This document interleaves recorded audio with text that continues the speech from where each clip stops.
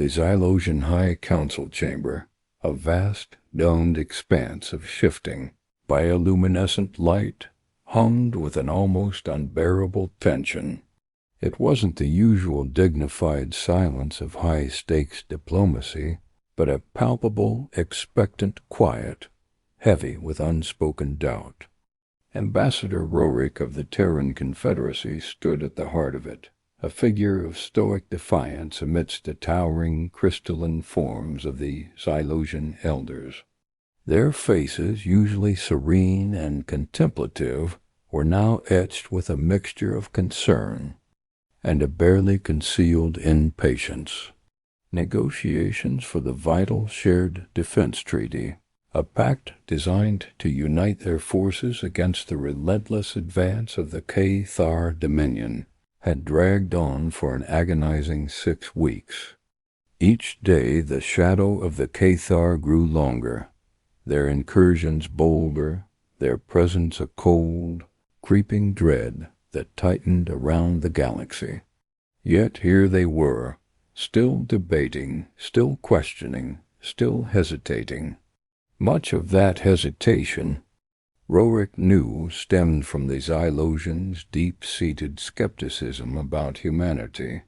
They respected human tenacity, perhaps, and our rapid technological growth, but they viewed our physical forms as fragile, our lifespans fleeting, our reliance on technology a sign of inherent weakness.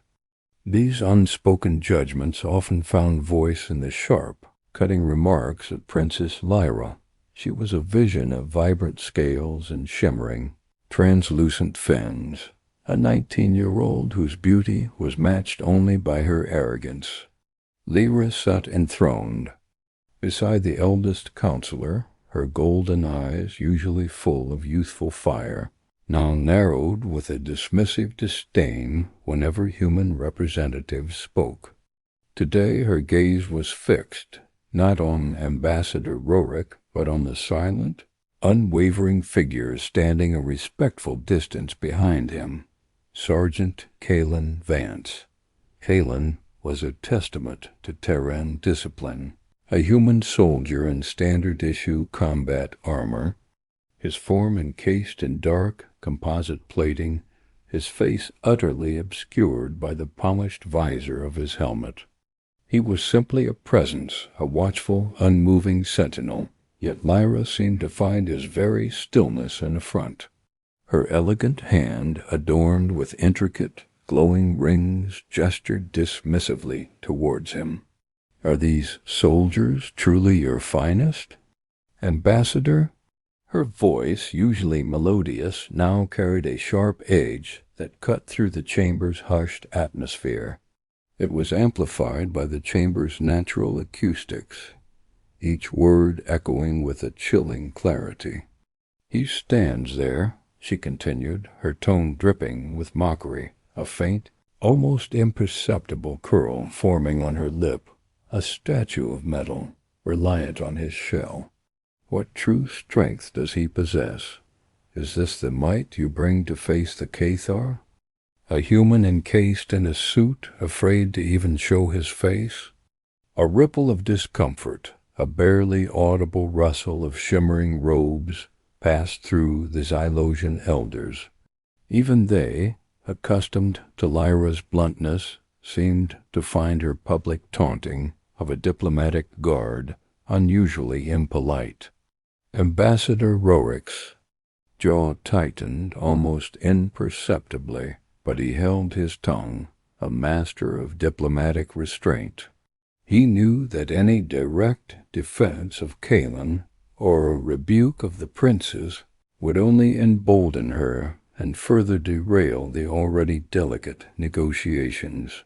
His gaze flickered towards Kalen, a silent question, a subtle offering of support. But Kalen remained utterly still, his posture perfect, his armored form as rigid and unyielding as the ancient Xylosian stones that formed the chamber walls. He seemed unaffected, immune to Lyra's provocative words, his presence a testament to human control. Yet Rorik, who had served with Kalen on countless volatile assignments, knew that beneath that stoic exterior lay a mind as sharp as any blade and a spirit forged in fires few could comprehend. The silence stretched, growing heavier, more potent. Lyra, emboldened by Kellen's lack of reaction, misinterpreted his stillness as either fear or indifference, missing the subtle, almost imperceptible shift in the atmosphere that suggested something deeper, something far more profound, was at play. She leaned forward slightly, her voice dropping to a theatrical whisper, yet still carrying to every corner of the vast hall. Perhaps, she mused, her eyes gleaming with a malicious amusement, your soldiers are like your treaties, Ambassador Strong, only when cloaked in layers of protection and hollow promises. The accusation hung in the air, a direct assault, not just on Kalen, but on the very integrity of the Terran Confederacy. The Xylosian elders exchanged troubled glances. And this had gone too far. The fragile trust, being painstakingly built, was on the verge of shattering. Ambassador Rorik, his patience finally wearing thin, prepared to speak, to deliver a measured but firm rebuke. But just as he opened his mouth, a faint, almost imperceptible tremor passed through the air, a ripple not of sound, but of something deeper, something resonant. It emanated from Kalen Vance, a silent wave of presence that seemed to subtly alter the very feel of the room. Lyra, caught up in her own verbal triumph, didn't notice it immediately. The Xylosian elders, however, with their heightened sensitivities, felt it. Their shifting became more pronounced, their attention now fully drawn, not to the princess, but to the armored human soldier. The air crackled with a nascent, unfamiliar energy. Kalen remained unmoving, his helmet still obscuring his face. But a sense of something shifted around him, a silent declaration building in the oppressive quiet. The true nature of the human and the weight of the burdens they carried was about to be revealed, and no one in the chamber, least of all Princess. Lyra was prepared for it. The suspense tightened. A coiled spring ready to release Dot, the Xylosian High Council chamber, remained steeped in that heavy, expectant quiet, a silence now stretched thin and brittle, ready to snap. Princess Lyra, her initial dramatic flourish, met only by the soldier's unwavering stillness, felt a prickle of annoyance morph into a more intense determination. His very lack of reaction seemed a challenge, an unspoken dismissal of her superior intellect and inherent Xylosian grace. She straightened, her shimmering scales catching the bioluminescent glow of the chamber, her voice taking on a sharper, more cutting edge.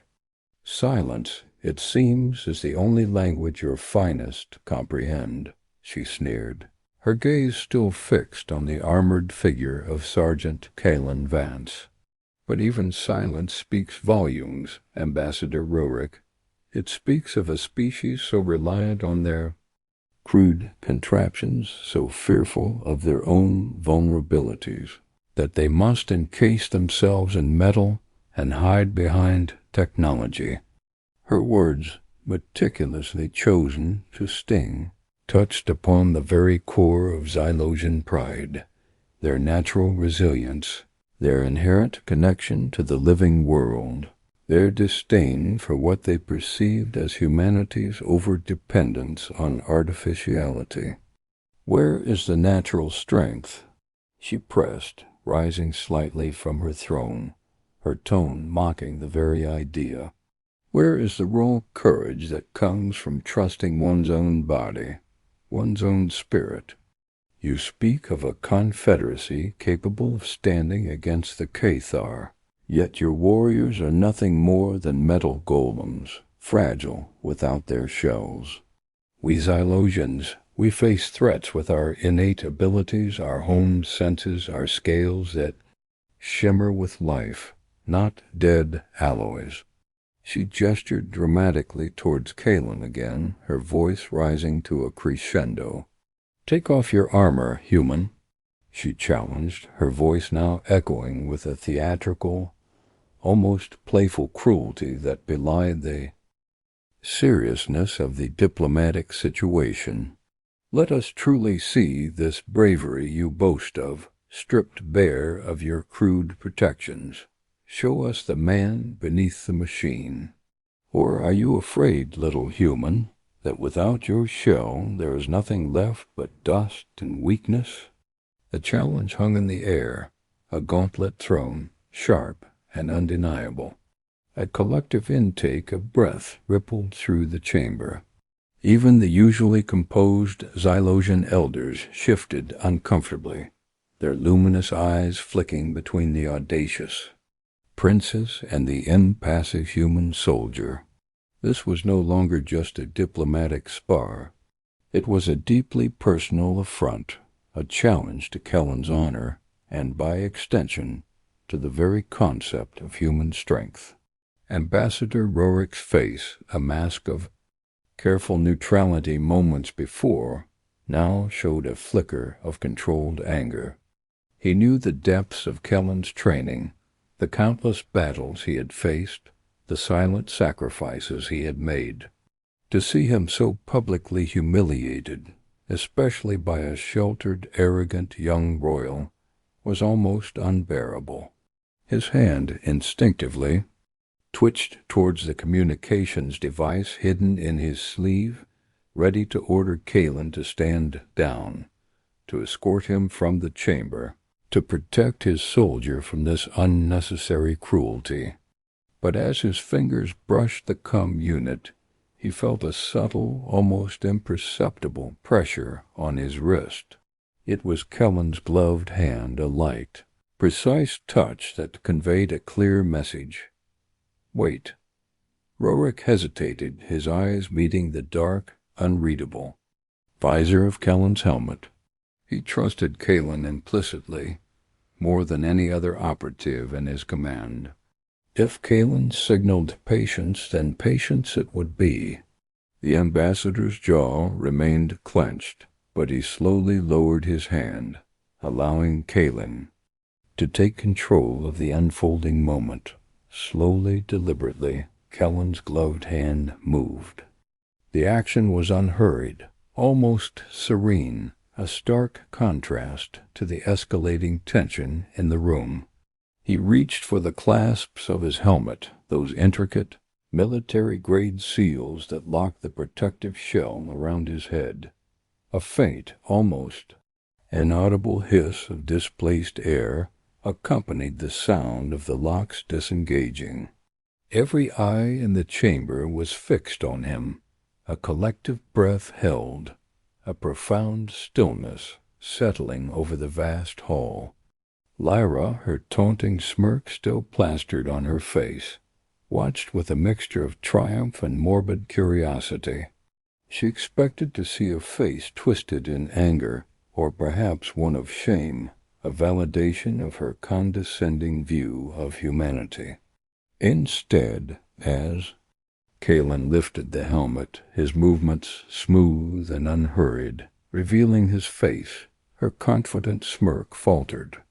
The helmet came away, revealing a human face that was not young nor old, but timeless. It was a face etched not with anger or fear, but with a quiet intensity, a profound calm that seemed utterly unshakable. His skin was lightly tanned, hinting at long hours under unfamiliar suns, and there were faint, almost invisible scars around his temples, badges of forgotten battles. But it was his eyes that truly arrested attention. They were a startling shade of deep forest green, clear and steady, holding an ancient wisdom that seemed to defy his apparent age.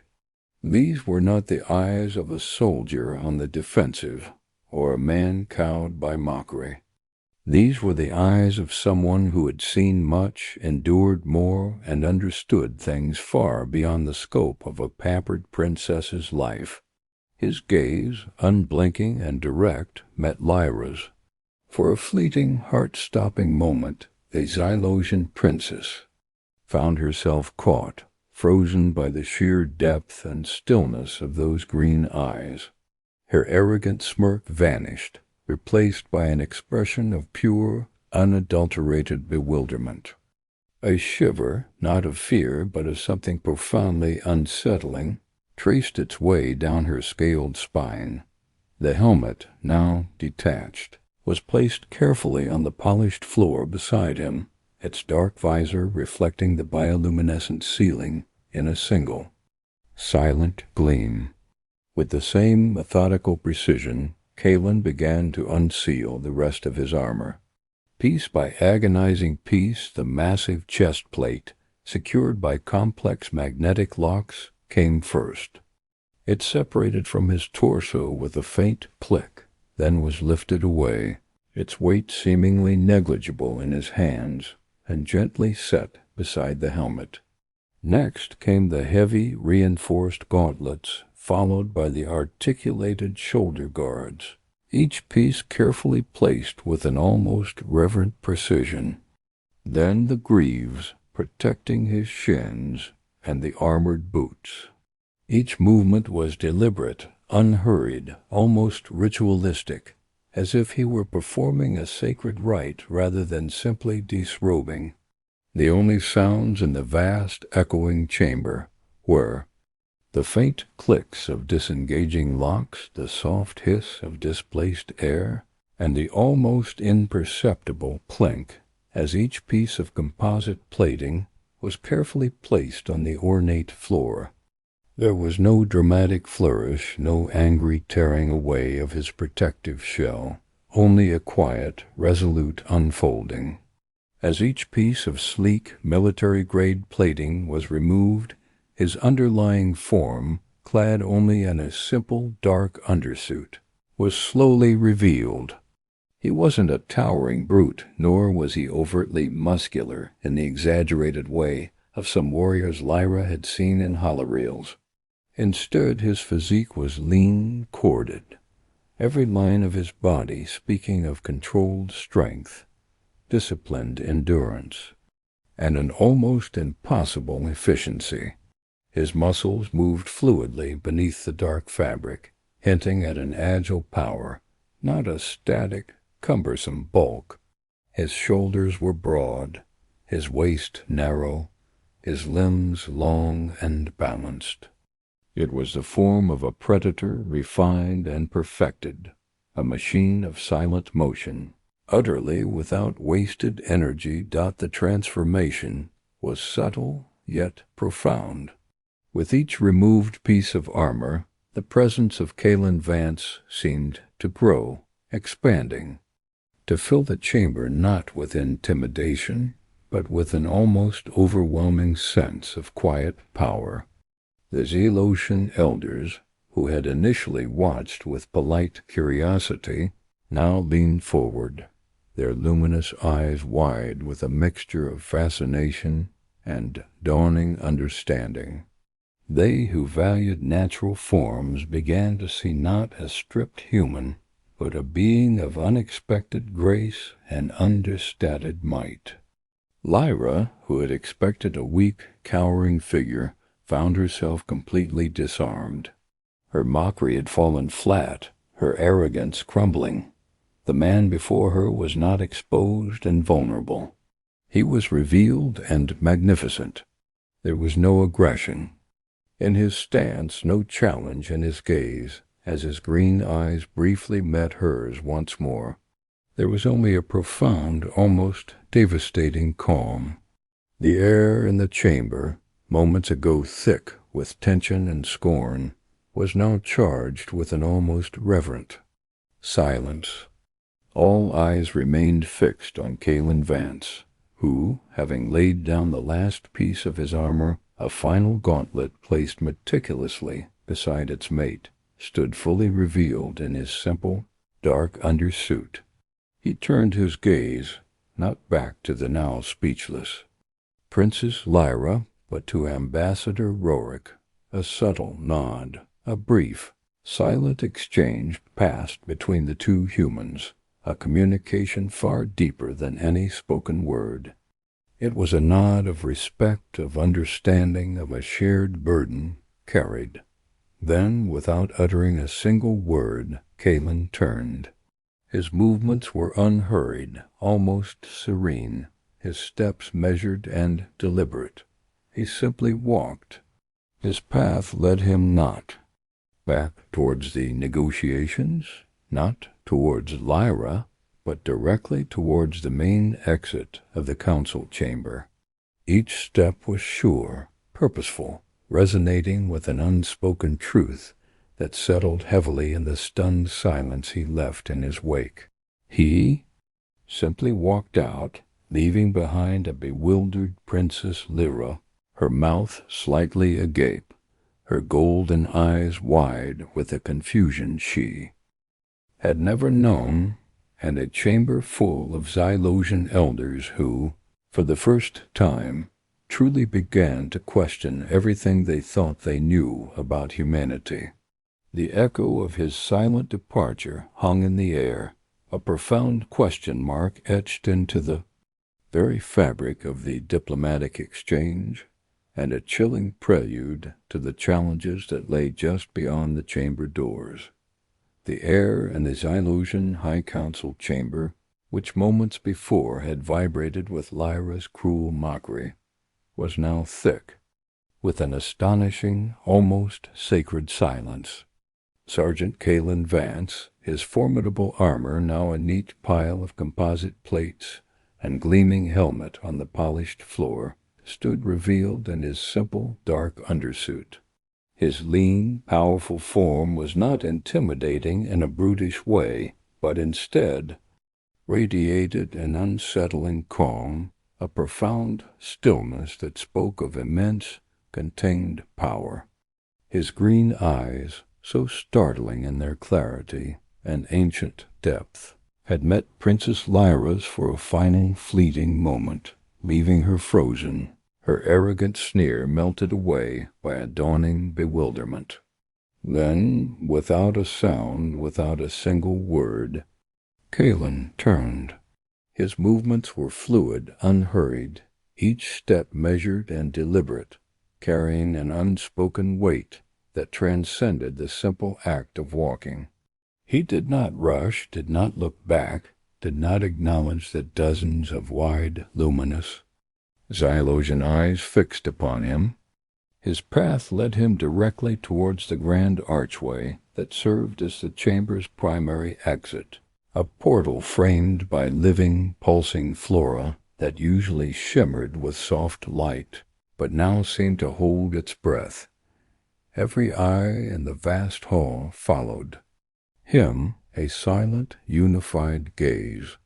The Xylosian elders, their expressions a mixture of shock and a nascent, profound curiosity, watched with an intensity usually reserved for celestial phenomena. Their deep-seated skepticism about humanity, their ingrained belief in their own natural superiority, felt a sudden seismic tremor. They had expected anger, perhaps a human outburst, or shame, a retreat. Instead, Kalen offered only dignity, a quiet, almost regal defiance that spoke louder than any shout. His broad shoulders, now unencumbered by the heavy armor, seemed to carry an invisible burden, a weight of responsibility that was profoundly moving. The subtle flecks of muscles beneath the dark fabric of his undersuit, visible now, suggested a coiled power, a readiness that had been obscured by the metal shell. He was not weaker without his armor. He was paradoxically more formidable, his raw, unadorned presence filling the vast chamber with an undeniable force. Princess Lyra remained motionless on her throne, her golden eyes wide and unblinking. The carefully constructed world of her assumptions had just splintered. She had expected to see fragility, a human exposed and vulnerable, perhaps even crying out in frustration or fear. Instead, she had witnessed a display of self-possession so absolute, a confidence so profound, that it defied all her pampered experiences. The silence Callan carried, the deliberate grace of his departure, felt like a personal rebuke, a powerful, unspoken challenge to her entire worldview. Her mocking words, so sharp and witty just moments before, now tasted like ashes in her mouth. She had wanted to humble him, to prove humanity's weakness, but he had, with just a few silent actions, humbled her. A strange, unfamiliar heat rose in her cheeks, a flush that had nothing to do with anger and everything to do with a burgeoning sense of shame, and perhaps something akin to awe. She watched his back, the strong, steady line of his spine, as he moved further away, each step carrying him irrevocably out of her immediate sphere of influence. A gnawing sense of unease began to settle in her stomach, a feeling that something crucial, something she desperately needed to understand, was slipping away. Ambassador Rorick, standing a few paces from where Callan had shed his armor, watched his soldier's silent exit with a profound sense of pride that warred with a simmering frustration. He knew the depth of Callan's training, his absolute control, his uncanny ability to convey monumental messages through understated actions. This was Callan's way, a testament to the human spirit that refused to be defined by superficial judgments. But the sheer audacity of the move, the silent defiance in the face of such high-stakes diplomacy, was breathtaking. Rorick knew that Callan's departure, deliberate and wordless, was not a surrender. It was a statement, a bold, dangerous, and utterly captivating statement that cut through all the diplomatic jargon and Xylogian pride. It was a silent assertion that human strength lay not in the visible bulk of their technology or the natural gifts of their biology, but in an inner fortitude that transcended such simplistic measures. He felt a tense knot in his stomach, knowing that this unprecedented act could either shatter the fragile treaty negotiations irrevocably, or, perhaps if handled with extreme care, somehow forge an entirely new path forward. The Xylosian elders, for their part, were no longer focused on the protocol, the broken rules of engagement. They were transfixed by the human who had simply walked away. Their whispers, initially shocked, now turned into something more thoughtful, more analytical. They observed the perfectly folded armor, the discarded helmet, symbols of a burden willingly laid down, and tried to reconcile it with the powerful, unarmored figure now disappearing from view. The ambient hum of the chamber, usually a soft, comforting sound, now seemed to crackle with unspoken questions. The air, once heavy with the weight of unresolved negotiations and Lyra's biting words, was now charged with an almost tangible mystery. Callan reached the threshold of the grand archway. For a brief instant his figure was framed against the softer, more subdued light of the corridor beyond, a silhouette of quiet power. He did not hesitate, did not glance back. With the same fluid grace that marked his every movement, he stepped through the archway, disappearing from sight. The shimmering flora of the portal pulsed once, then settled back into its usual gentle glow, as if the profound event it had just witnessed had left no trace. But it had. The chamber felt eerily empty, despite the continued presence of the Xyloshin, High Council, and Ambassador Rorik. The space where Kalen had stood, where his armor now lay, seemed to throb with a lingering energy, a silent echo of his powerful departure. Lyra finally stirred, a barely perceptible tremor running through her. The comfortable certainty of her world had been rocked. She looked at the abandoned armor, then back at the empty archway, her mind racing, struggling to process what she had just witnessed. There was no triumph in her gaze now, only a growing confusion, a gnawing curiosity that refused to be silenced. What kind of being, what kind of species would face such public ridicule with such serene dignity, then simply walk away, leaving a gaping void where their presence had been? What was the true strength of a human, if not in the armor they wore? The unanswered questions hung heavy in the air, creating a powerful, unsettling suspense that settled deep within Lyra's being and resonated through the stunned Xylosian Council. The diplomatic exchange, which had been on the verge of collapse due to Lyra's arrogance, had now been utterly transformed, reshaped by a single silent act of profound defiance and mysterious resolve. The Cathar threat still loomed, but now a new, far